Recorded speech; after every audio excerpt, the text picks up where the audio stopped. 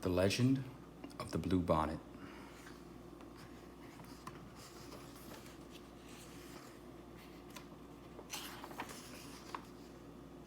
The Legend of the Bluebonnet.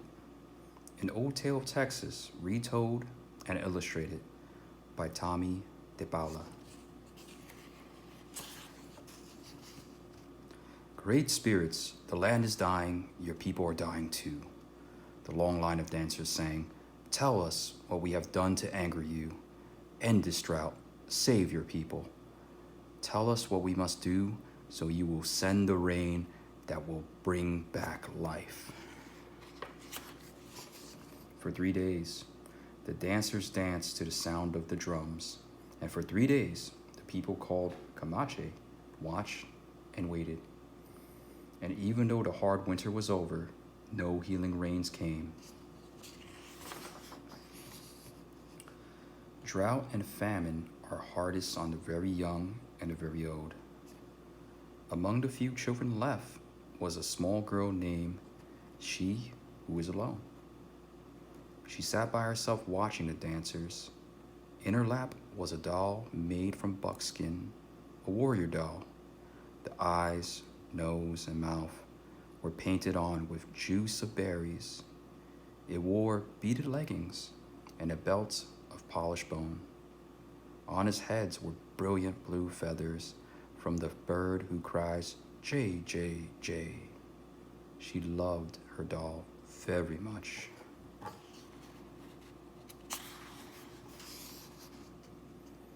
Soon, She Who Was Alone said to her doll, the shaman will go off alone to the top of the hill to listen for the words of the great spirits.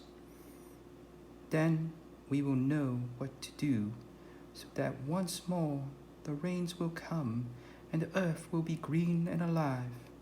The buffalo will be plentiful and the people will be rich again.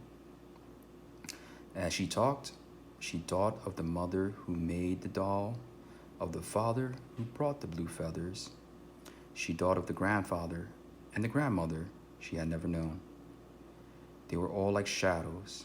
It seemed long ago that they had died from the famine. The people had named her and cared for her.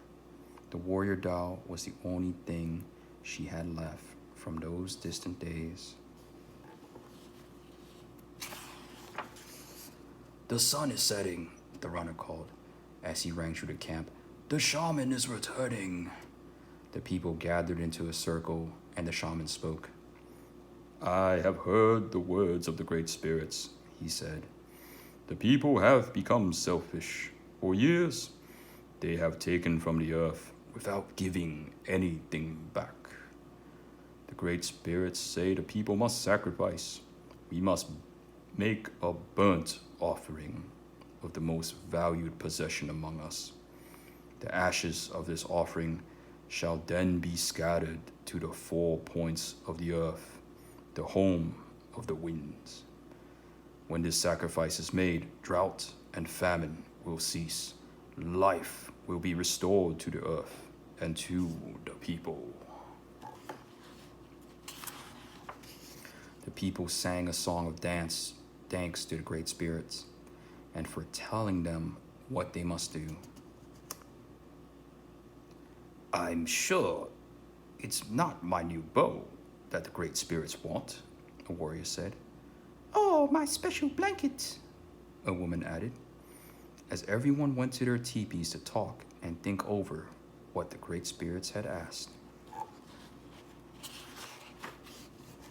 Everyone, that is, except She Who Was Alone. She held her doll tightly to her heart. You, she said, looking at the doll, you are my most valued possession. It is you the great spirits want. And she knew what she must do. As the council fires died out and the teepee's flaps began to close, the small girl returned to the teepee where she slept to wait.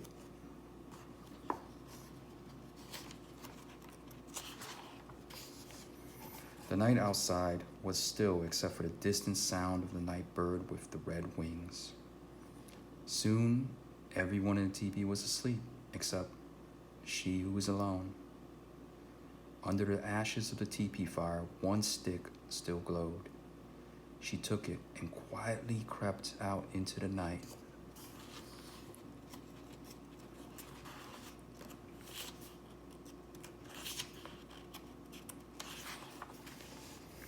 She ran to the place on the hill where the great spirits had spoken to the shaman. Stars filled the sky, but there was no moon. "Oh, great spirits," she who was alone said, "here's my warrior doll. It is the only thing I have from my family who died in this famine. It is my most valued possession. Please, accept it." Then, gathering twigs, she started the fire with the glowing stick. She started the fire with the glowing fire stick. The small girl watched as the twigs began to catch and burn. She thought of her grandmother and grandfather, her mother and father, and all the people, their suffering, their hunger. And before she could change her mind, she thrust the doll into the fire. She watched until the flames died down and the ashes had grown cold. Then, scooping up a handful, she who was alone scattered the ashes to the home of the winds, the north and the east, the south and the west. And there she fell asleep until the first light of the morning sun woke her.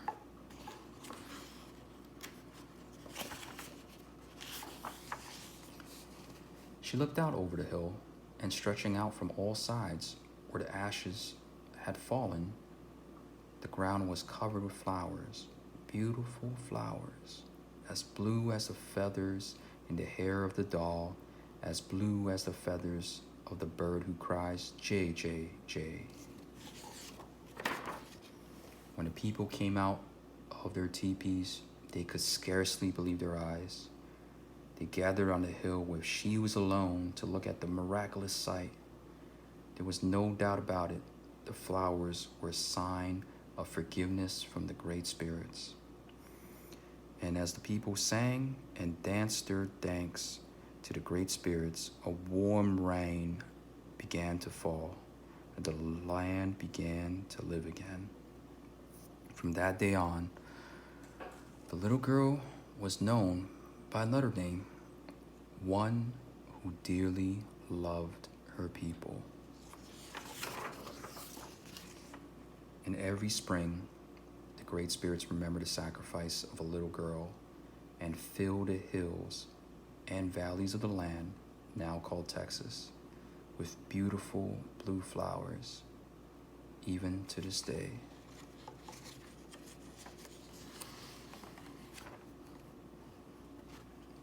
The end.